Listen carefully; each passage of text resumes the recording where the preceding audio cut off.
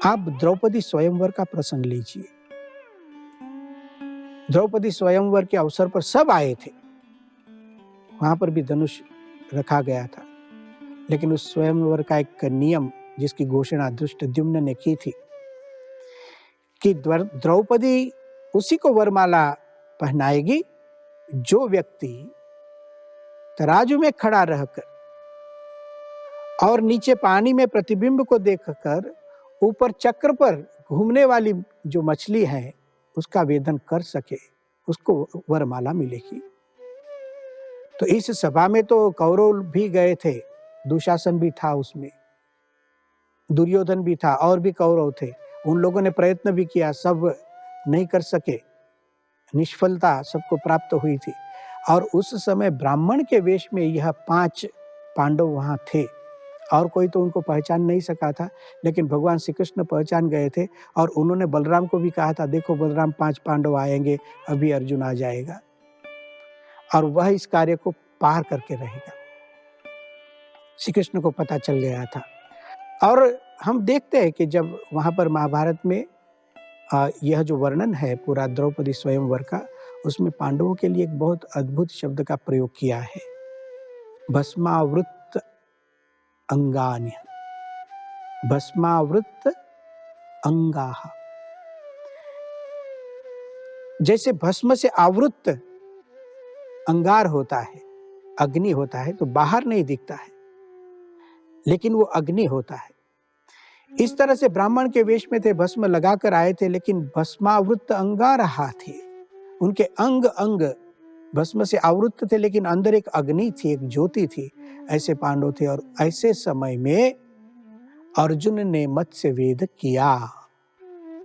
यह पर्सनालिटी है उसकी, स्किल्स की दृष्टि से देखिए उसको, उसकी मानसिक एकाग्रता देखिए, बुद्धिमत्ता को देखिए, उसकी लगन को देखिए।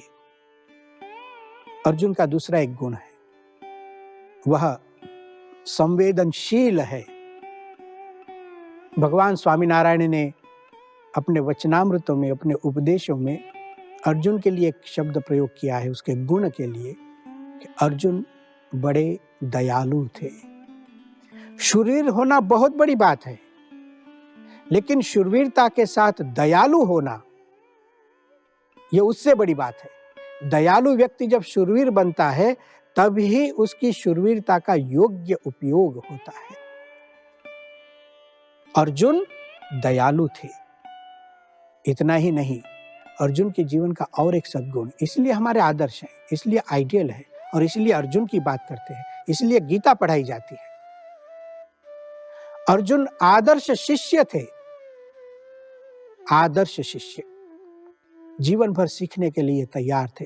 और श्रीमद् भगवद गीता में अर्जुन का एक अद्भुत वाक्य है, 2 अध्याय के 7वें श्लोक में भगवान श्री कृष्ण को कहते हैं, शिष्यस्ते हम शाधिमाम त्वाम प्रपन्नम, मैं आपका शिष्य हूं, आप मुझ पर शासन कीजिए, मुझे आज्ञा दीजिए, मुझे उपदेश दीजिए।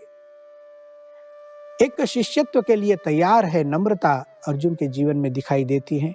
उससे भी आगे जाए तो शिष्यत्व के साथ अर्जुन के जीवन में भक्ति है। वह भगवान का मित्र भी है, लेकिन भगवान का भक्त भी है। देखिए, उसकी इच्छा रहती है कि मुझे तो भगवान श्री कृष्ण ही चाहिए, नारायणी सेना को छोड़ दिया, मुझे भगवान श्री कृष्ण ही चाहिए।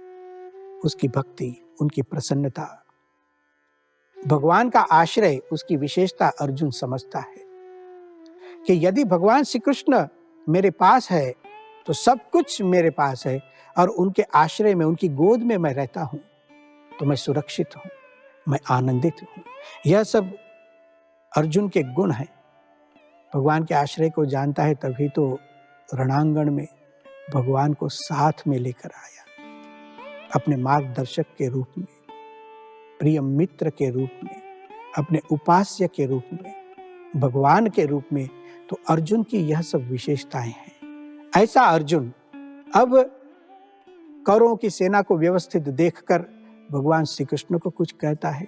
रोमांचकारी वचन है, अद्भुत कथा भगवत गीता में हमें जानने मिलती है। यह सब बात अब हम अगले व्याख्यान में करेंगे। ओम शांति ही शांति ही शांति ही।